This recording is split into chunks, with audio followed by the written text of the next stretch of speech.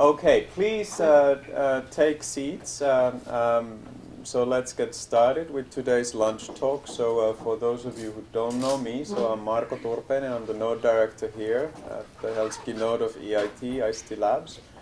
And today we have one of our startup entrepreneurs, John Caesar, as our guest speaker. And John's company, Innovamo, has been one of the startups that has been launched or being launched here in our co-location center space. You have background from, originally from US and been working at Bell Labs and Nokia before this, startup entrepreneur career. It's really interesting to hear about what Innovamo is up to and what have you learned so far. So, John, stage is yours. Yeah, great. Thank you, Marco. So I'm John Caesar from the startup Innovamo. And actually, it's nice to come here for a change, to have this kind of talk about my company and the solution, which lasts longer than 3 to 4 minutes, because usually I'm pitching at different events, and the pitches are usually like 3 to 4 minutes, and then you have to cram so much information in there, and then try to be verbally convincing, and then within 4 minutes, your time is up, and then somebody else comes on stage, and then in that 4 minutes, you have to be so really good that you try to get some investor or venture capital firm interested in your company. So, in that sense, it's nice to come here and give a talk with less restrictions and much more relaxed atmosphere, such as this one. And whereas usually I've had trouble in making my the information or talk concise to 4 minutes, now I had trouble trying to expand it beyond 15 minutes. But I think I have enough material for you, and I hope you all enjoy your lunch while you listen to me. So, the beginning. So Innovamo was set up let's say a few years ago, and before that, as Marco mentioned, I was working for Nokia, and I'd been an employee there for a long time. I started in Nokia Networks, moved to Nokia Ventures, and then to mobile devices. And while I was at Nokia Ventures organization, I was made product manager for the first NFC solutions and mobile devices. And this was nearly 10 years ago, when NFC was just forming. And since then, throughout my subsequent Nokia career, I've somehow had NFC as within my area of responsibility. So when I got the opportunity to become an entrepreneur, it was easy enough choice for me to try to leverage this knowledge and insights and expertise that I have in this area to develop mobile services around NFC. So let me just quickly check how many of you have heard of NFC. I assume all of you. How many of you have actually seen it working in real life? Okay, great. So I don't have to do that much of a demo, but just in case somebody's still wondering. So NFC is near-field communications, and one simple use case would be, if I was to try to pass on this music to the speaker, all I have to do is tap, and assuming it works, or not. It transfers immediately to a speaker, which also is as NFC. So it's just a matter of simply tapping and connecting.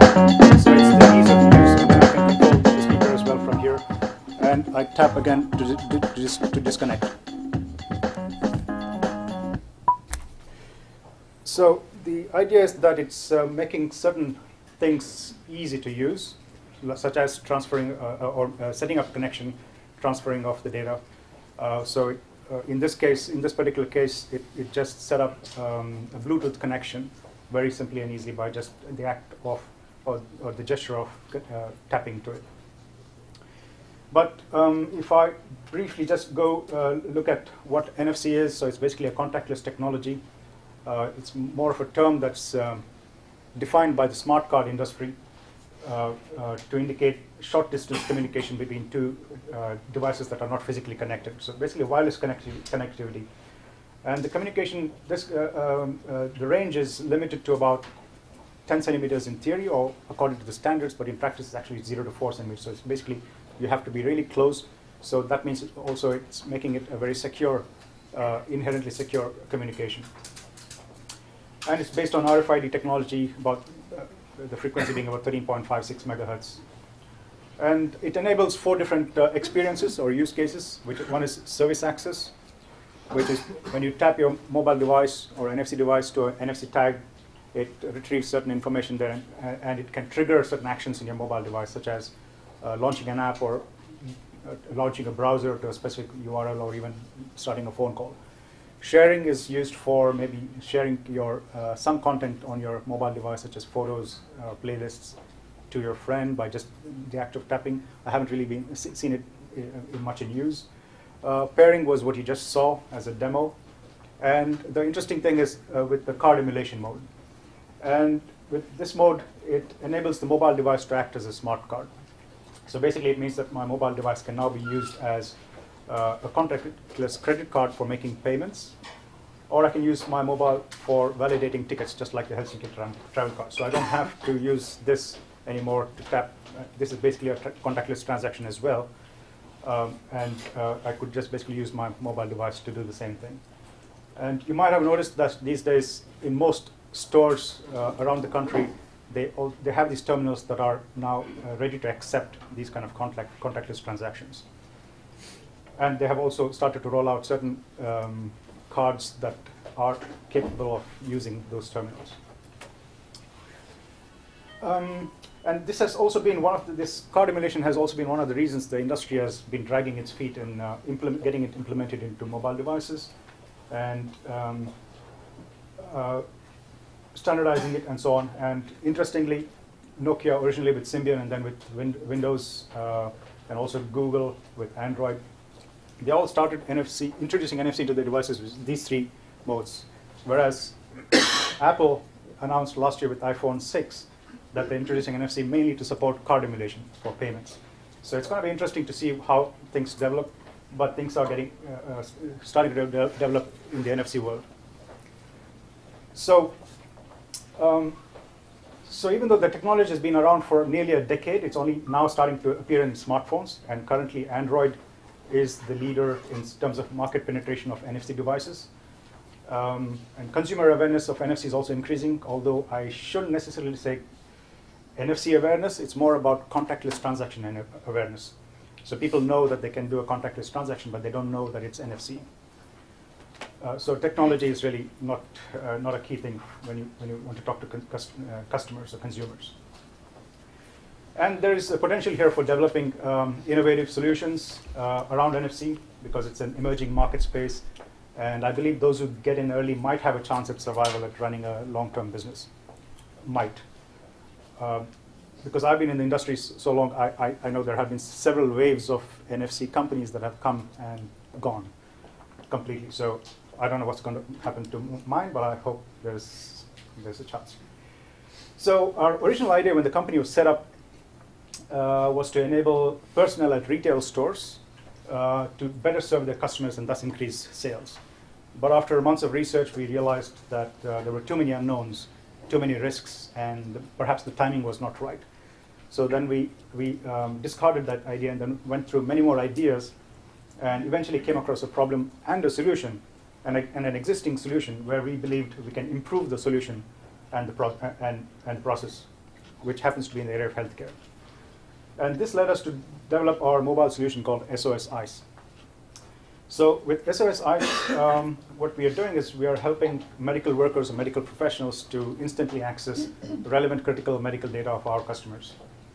So imagine that a person has some sort of a high-risk medical condition. So by high risk, I mean that if something should happen to him, that he's unconscious or something, then if he's not given the right treatment within a certain time frame, then there can be fatal consequences. So when an ambulance is called in such situations, they need to diagnose this very quickly, and one of their tasks, along with doing the normal triage procedures, is also to look for any sort of medical identifiers. And these medical identifiers currently are usually bracelets that say whether you're a diabetic or you're epileptic or whether you're allergic to a certain type of food or medication and so on. But there are many problems with this traditional approach.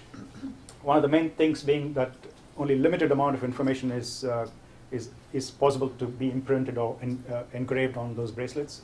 And then it's not easy to change if something happens, if certain types of medications are changed and so on. So this is where we try to come up with our solution, which is a very simple and compelling solution, and we are introducing three things. Smart accessories, which we hope over time we can make them fashionable as well, a web service, and a mobile app. So our first generation of bracelets are silicon-based. I have some samples here with an embedded NFC chip.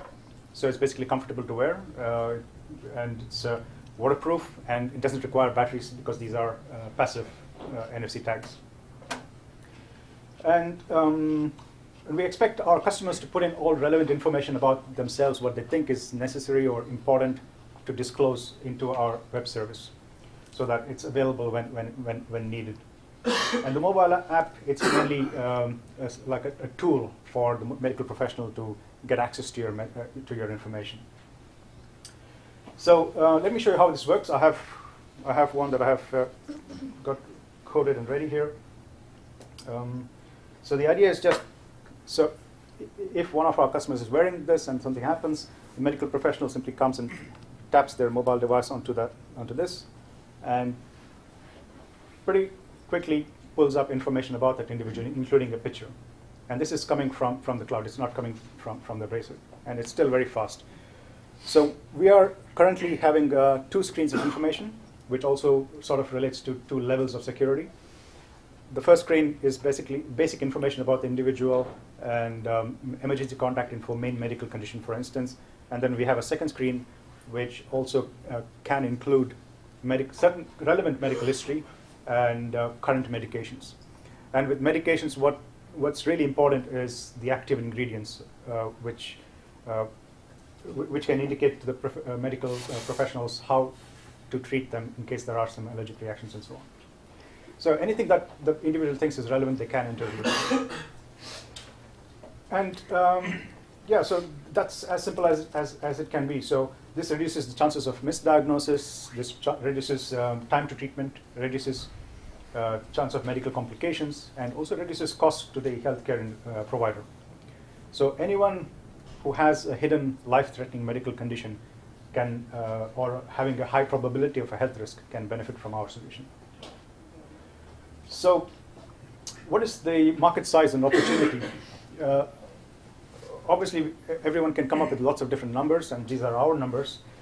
But we can think of how we arrive at some of these numbers. So for instance, in Europe, about 8.1% of the population on average has diabetes.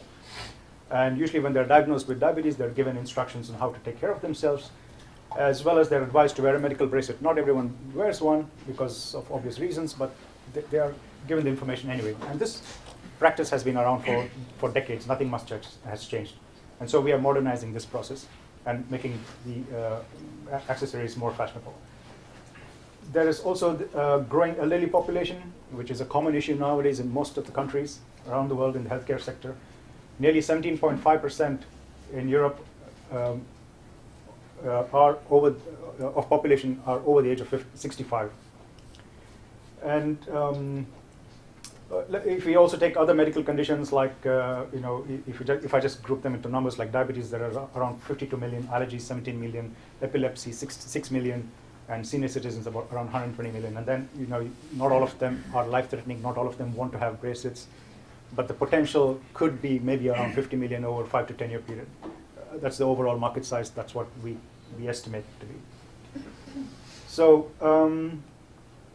as a comparison, we found one competitor in the US. Actually, they're traditional medical alert provider in the US, and they have over 4 million customers, and their average price when I checked last year was $30, and actually now when I checked it was $40. So you can easily see the numbers are quite large, and this is just one provider, and it's quite a fragmented market. What kind of solution do they have? It's they have the normal bracelet, and they have also a service where you enter the information that's relevant to you, but you have to make a phone call, and then you have to authorize yourself, or they have a long process before information is released, and it's always a phone call, and then it's not applicable across borders necessarily. And again, language is only English. And so it's very customized for the American market. Yeah, and what we are trying to do is, with our solution, is also to re-segment this traditional market. So since the traditional market has just served one market, that is those with chronic conditions. So with our solution and strategy, we are trying to re-segment this. And we are looking at the market from two different perspectives. One is the consumer market as well as from the B2B perspective. So from the consumer side, persons with high-risk medical conditions, this is the traditional market. And then we're trying to extend it to those who might have a need once in a while, infrequent use. Meaning those who do extreme sports, for instance, or other sports in general. I mean, you can also have these kind of stickers with our symbols stuck on their helmets. So when they're having a particular activity, they can have this on their clothing, for instance, or on their helmets. So that's the one of infrequent use. Then there's one-time. We are thinking of one-time use, such as those for could be useful for pregnant women. They only need it for a certain period of time. They're usually very concerned about their health. Also for those who have recently undergone surgeries, for instance. So they're out of the hospital, but they still have a recovery period of many months. So they're in kind of a high-risk zone. So they could still have this kind of solution for that period of time. And then from the business side, we're looking at big pharma or pharmaceutical companies, because we were actually approached by one, and that's how we realized there could be a market here as well. And for them, what was interesting was they could use the solution for their clinical trials. So we were looking at adding an additional layer of security so that only their personnel can see additional information related to their clinical trials. So that's one interesting area we need to explore at some point. And also healthcare providers, especially those who are providing home healthcare services for the elderly and so on. This could be one of their offerings among many. Then the competitive landscape, the way we see it right now, this is the traditional thing, and this is where this competitor in the US is, or the traditional company is having that much business. Then of course there are mobile only, which is mobile apps. That means you need to have a smartphone and you're downloading some app and having the information there. And then of course the fitness wearables and other mobile wearables, which are not directly competitors, but it's a wearable. So I think we need to think about maybe licensing this kind of thing to them, or maybe they might want to enter this space as well. Direct competitors, we found two, one in the US and also one in the UK. And at some point we found one in Australia, but now they seem to have, I didn't find any more information about them. They were using it for in the beach area, but I didn't find any more information about them. But I think these two have been around for some time now, and then our company in Finland. I don't know. There could be others that we don't know about. So there seems to be some, some solutions coming out that use NFC to provide this kind of a service. So we're not the only ones. And our business model like I said, we are targeting the consumers from one side and businesses from the other side. So from the consumer side, we are looking at annual subscription. So we want to provide this as a service for a year on an annual basis, which means for a one set price, we also throw in one of these bracelets for free, or the stickers, or any other accessory that we may come up with later. And then they have the option also to purchase additional accessories depending on what kind of range we have. So we don't try to limit them to something. Then from the B2B side, we look at licensing as well as volume. I didn't want to expand too much on that just yet. But one interesting thing, again, when talking to the big pharma, we found it was that it could be interesting for them to package our product along with a as a complementary item to one of their products. So it could be like a giveaway with one of their products. So that's an interesting thing that we can look at as well.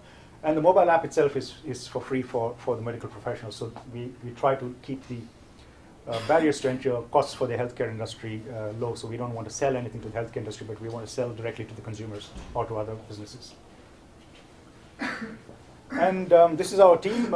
It's not much to look at because it's mainly the core team has been us two and these three from the beginning.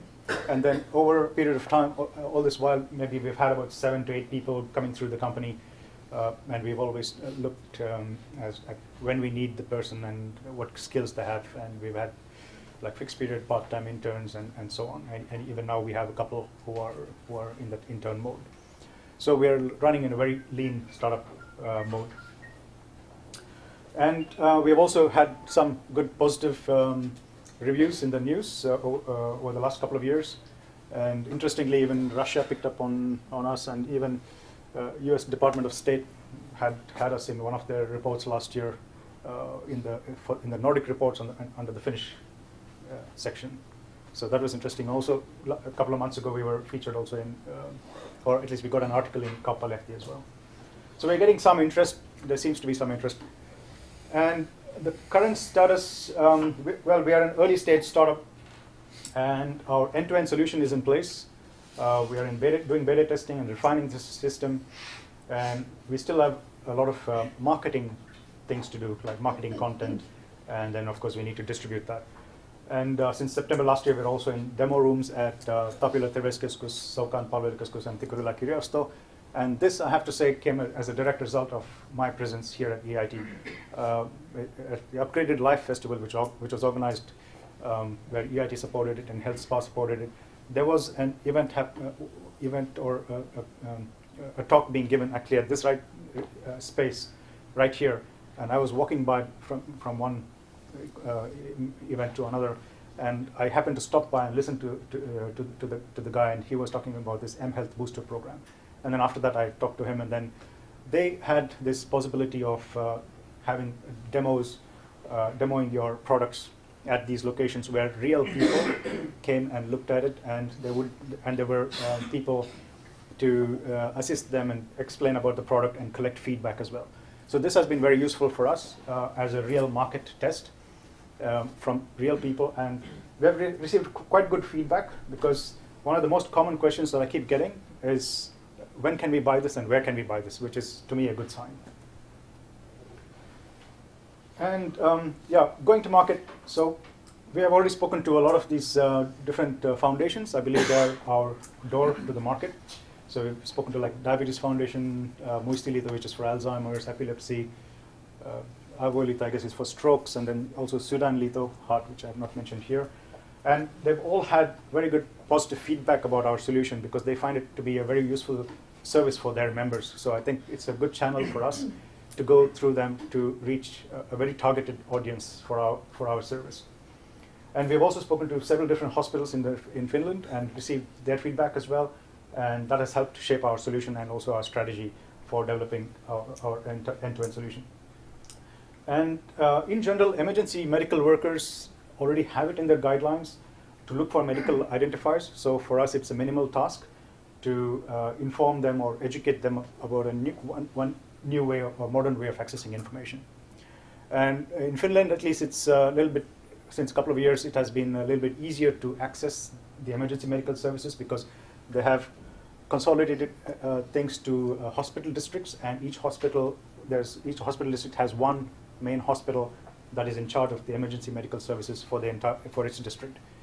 Previously, it used to be every municipality had its own responsibility. That would have been a nightmare for us, but this makes it much more simpler for us. And yeah, I mean, this is like a high-level roadmap. I removed a lot of other things. So basically, we have received some funding. Originally, for the original idea, we received some funding from Nokia Bridge, almost the max we got for the initial concept. Then we also got something from Ely-keskus, Tekes, and also the usual FFF. And in May last year, we were selected to launch our beta, or half beta, at the Arctic 15, and we won the event on day 1, and we were also in the pitching finals on day 2, which another company won. So we are at a stage where we need to refine our solution, rapidly get to the market, and we're also looking for funding to help us do that more aggressively. And we're looking at market entry, of course, first in Finland and then the remaining Nordics after we localize the solution. Year 1, year 2 could be a little bit more together. And then we want to target the largest EU countries, that is such as Germany, France, UK. We don't know which order yet, but those are in the target. And at the same time, we need to develop a more fashionable range of accessories. I don't think this is going to cut it in the long run. We need to develop something better. Yep, so as a summary, yeah, with our service, we are providing a very simple and compelling solution to a large and growing market. And SOSI basically helps paramedics or emergency medical workers and first responders to access our customers' critical medical information instantly. So it is very simple, easy to use, and very efficient. And we believe that there are other possibilities that this solution can bring to other areas of healthcare. So we think this is only a first step to developing additional services. We have a scalable business model. It's combined with multiple revenue streams. And we also hopefully help save lives. Thanks. Any questions?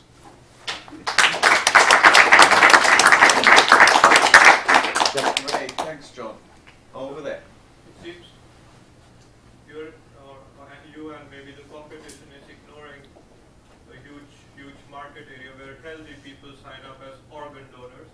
So let's say I want to donate my eyes after I'm dead, and the ambulance comes and this guy is dead, and they scan it. Oh, he signed up for donating his eyes or something, and then they can initiate the kind of the whatever process or procedure that they can. That's a good question. Actually, we are not ignoring. That's one of the things that we have that we are going to provide. It's called in Finnish. It's called hoitotahto. That's treatment choice. So it includes not only organ donation, but it also includes other choices that the person wants to make, considering blood transfusion. Some people don't want to have blood transfusion, and organ donation is one. Then there's also something called advanced medical directive, which is do not resuscitate beyond a certain stage and so on. So those kind of things we are also implementing. We are still not there yet. That's the third screen. We have right now 2 screens. We're planning to. That's going to be the 3rd screen. So are the emergency personnel always guaranteed to carry an NFC-enabled smartphone with them? Not necessarily. So we know that not everybody is going to have NFC phones, and when we spoke to we spoke to 4 different hospitals, emergency medical departments, all the way from the paramedics up to the head of emergency medical services. And for them, getting a device itself is not an issue. But in the event the person does not have an NFC device, it doesn't matter, because what we are doing is also providing our website and an ID number on the back, so they can go to our website and there's a lookup feature. But so we have an alternative way to get the same information, not necessary to have NFC.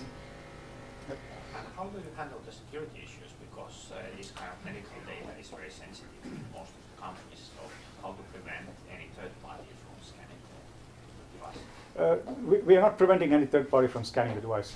I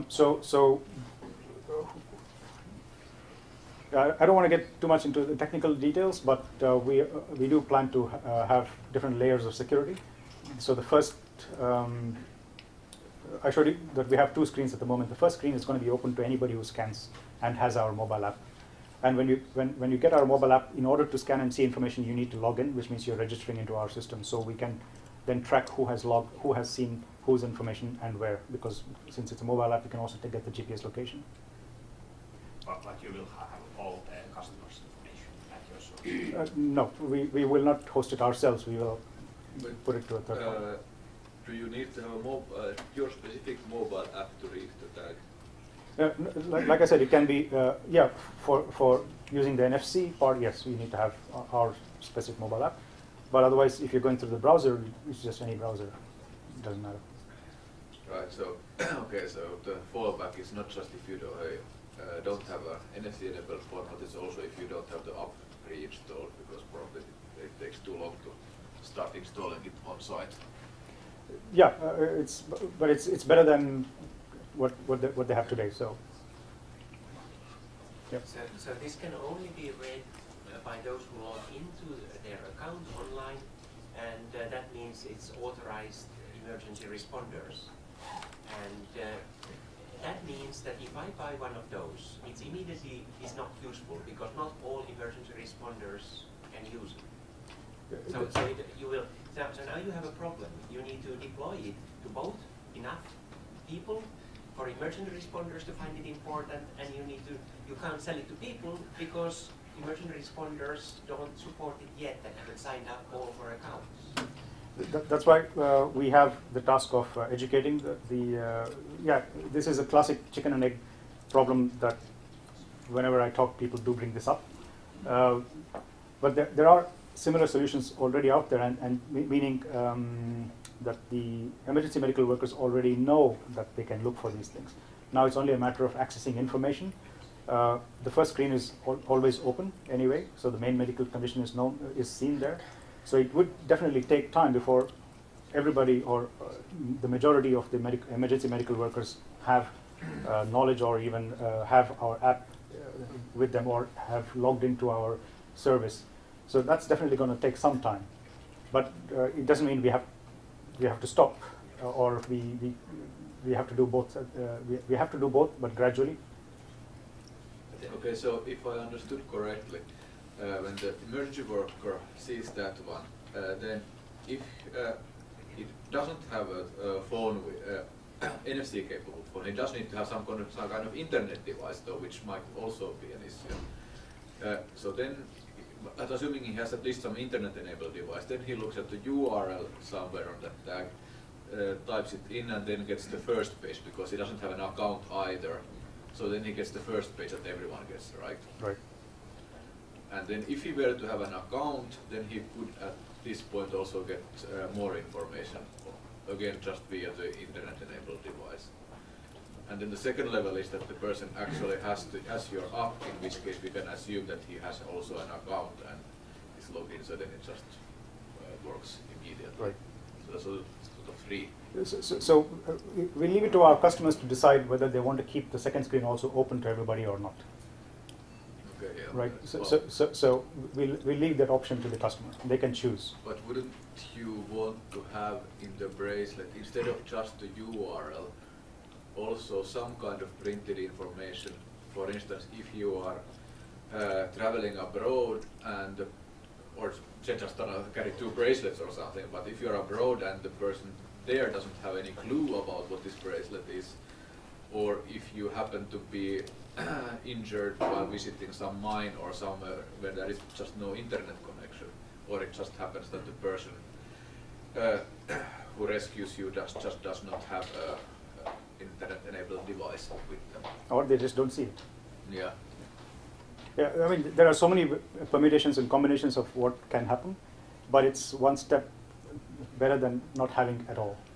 Yes, but just the comparison is not to not having anything at all, it's compared to a traditional bracelet, which says something. It just sounds to me like you would want your bracelet also to say the same thing, or at least on some general level as the traditional bracelet. Right, does. yeah. But again, this depends on what the market will tell us. We are not yet there in the market. So if the market says that they would need that, then of course we can definitely put in the main medical condition imprinted on the bracelet.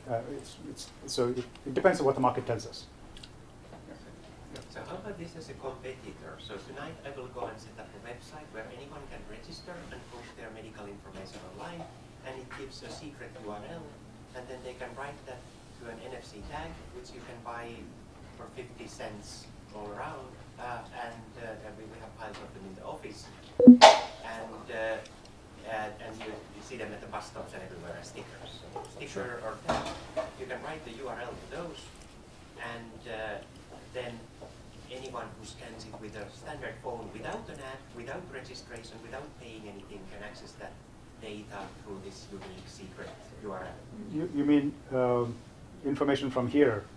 Information from my competing tags, which the I'm not users sure. can write themselves. And Right. they can, It's a different, yeah. it's a free service. It does exactly the same. It depends if if their customers are willing to go for that. There's a question: why would any why would a hospital district or someone pay to your company when they can implement the same thing as a free service? The hospital district is not paying us. So we are not charging anything from there. We are only asking from the individuals if they are interested to have such a device. Because right now they are anyway purchasing these, I call them dummy bracelets, straight from the stores. If you go to, there's also a diabetes store in the Helsinki center. People are going there and buying those themselves, and for the main reason that they want to be treated the right way when an emergency happens. But the problem has been that there's very limited information, first of all, and secondly, one of the complaints has been that they're always not interested to wear it, especially in social situations, because it shows what their condition is. And then it doesn't address all the different conditions. Diabetes is the biggest one, biggest problem. So they have that in larger quantities. Then there's epilepsy. People don't wear epilepsy bracelets because so there's a sort of little social stigma attached to that. So we're trying to hide that little bit of information here, rather than make it very conspicuous. And the same way, it's not applicable again to a larger series of diseases or chronic conditions and so on. Yeah, sounds to me like, firstly, if I understood correctly, you can read sort of random NFC tags just without any app. It just starts the browser, right? Right.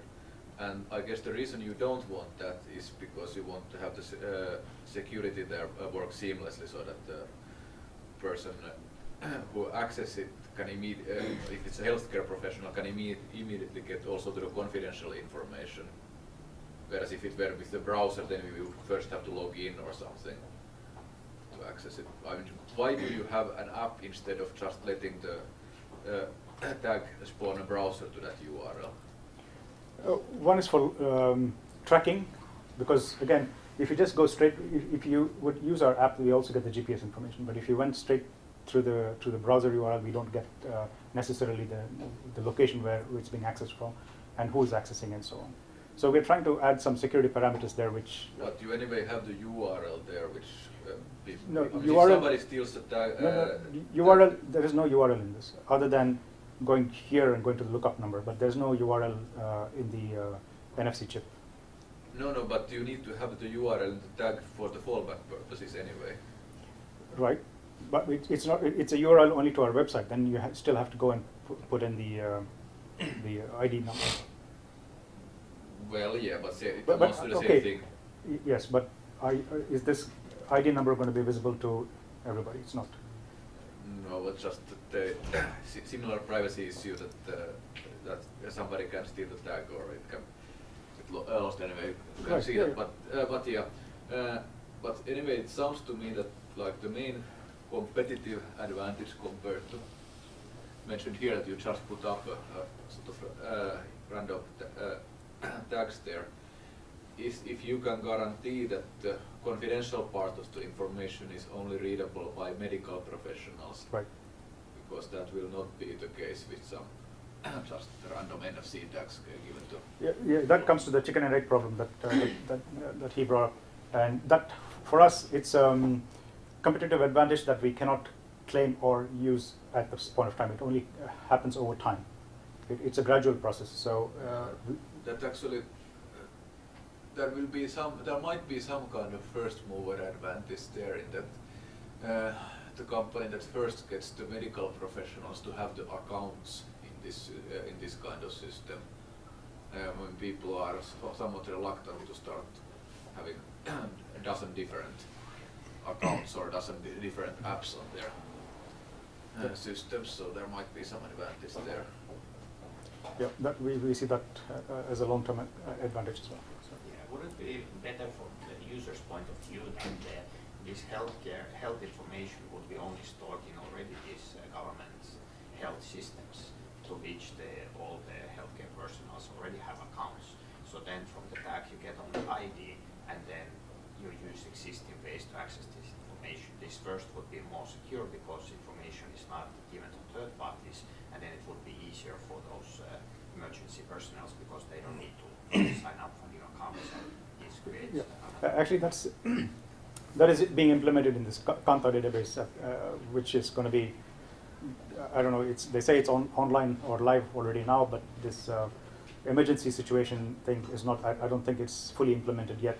And also, yeah, the details are not known. Then once that does start to be used, it's still very local to Finland. It's not applicable across borders. So we are trying to build such a system such that it's applicable across borders. So even if you're a tourist from Finland, let's say in Germany, they should be able to read this in Germany. And we're trying to build in localization such that the German paramedic should be able to see it in German. That's one of the reasons we are trying to do these opening up the medications to have shown active ingredients as well, because that's more important in Germany than the name of the medicine, because the name of the medicine may not be the same over there. In your plan, you were planning to go after Finland to Nordic countries, but might that be the one creating you highest financial value? So there might be some other countries with better business opportunities for you. Well, yes, but I think it's better to start close to home and get some sort of traction and refine the solution before going elsewhere. At least that's the strategy we are taking. Well, I think that was, maybe we should wrap up, but that was a little bit my question as well. I guess it's a standard one that I do as an EIT director here, but I very much, you know, like the idea that you're already now thinking about the broadening to the different markets. What would be the critical things in terms of expansion now to the new markets, new countries? What are the top 3 things that you would need as support or help or? Well, for us, of course, doing the localizations, because we need to understand what the local market is. How does the local market work in this area? We have done some preliminary research, but obviously it's at a very high level. Then, of course, contacts to the industry, like for instance, we did a high-level analysis of what the emergency medical service network is like in other countries, but it's not as clear as it is for us in Finland. And from the Nordics point of view, for us it's a little bit more easier to from Finland to the Nordics. It's an easier expansion than to the rest of Europe, because many things have been standardized around in the Nordics, especially in terms of medications. They all use the same numbering system for the medication, so it's easier for us to track the medications and upload it into our system. So, yeah, it's more about having information about the market and then contacts to the right industry partners, perhaps. On the 17th of March, so a bit more than 2 weeks' time, there will be a pre-call event here in the Open Innovation House for the next year's health and well-being activities in ICT labs, and it would be great to have you, John, there as well, kind of do a small pitch on what Innovamo is doing. Anybody here who is interested in the area, so this would be a good opportunity to learn what we are planning to do next. But thanks, John. Yeah, Thank you for an interesting, inspiring presentation, and good luck for Innovamo. Yeah, thanks. All right. Thank you. And thanks for the questions. It's always interesting to get this feedback. And I think one thing where you can differentiate from this kind of ad hoc, someone's hack to put medical